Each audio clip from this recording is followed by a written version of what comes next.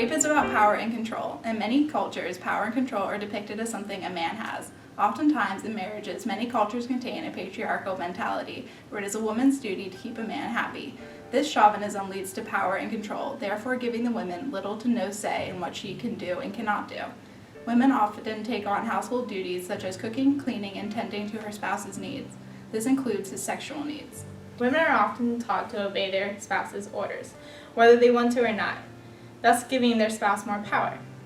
Even when women report sexual violence, what happens when the report includes the spouse as their abuser?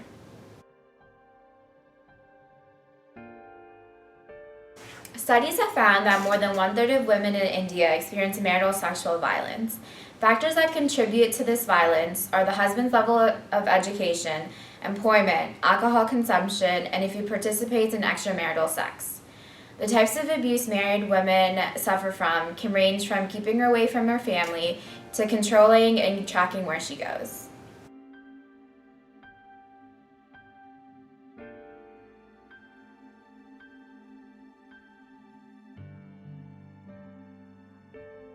Nigeria's rate of sexual violence in marriages ranges between each state. Some states have rate as low as 3% and others as high as 50%. What is shocking that in many of these states, the women find these actions acceptable and justified.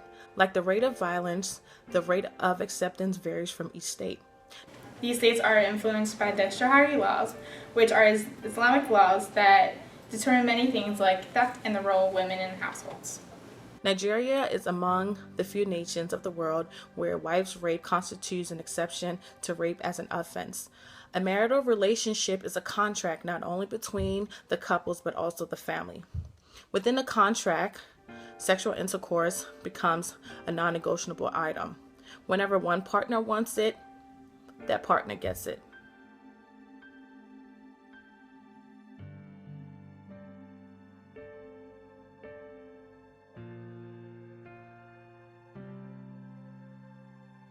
A common misconception in the 1970s was that sex is a wifely duty.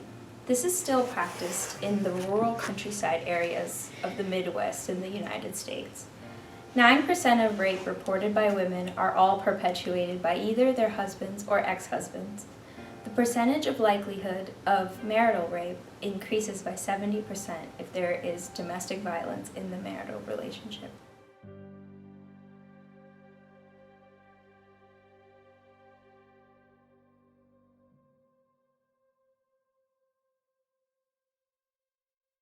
Feminist theory scholars define marital rape as a means of social control and dominance over women through the use of the patriarchal family.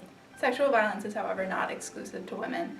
Due to societal pressure to present themselves as masculine, men may not leave abusive marriages due to not wanting to seem weak.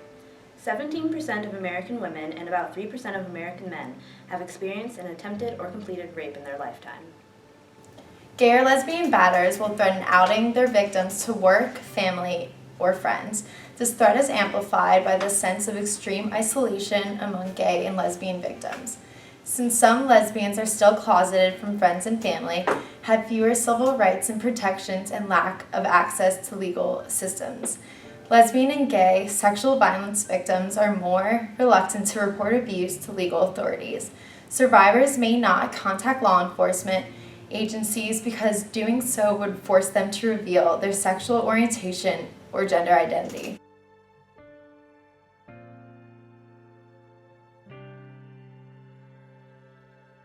Some policies and laws we suggest are that marriage contracts should implement a marital rape clause. So for example, should there be any form of non-consensual, forceful form of sexual acts, the marriage should be deemed void and the perpetrator of the force will serve for more than 25 years of life imprisonment.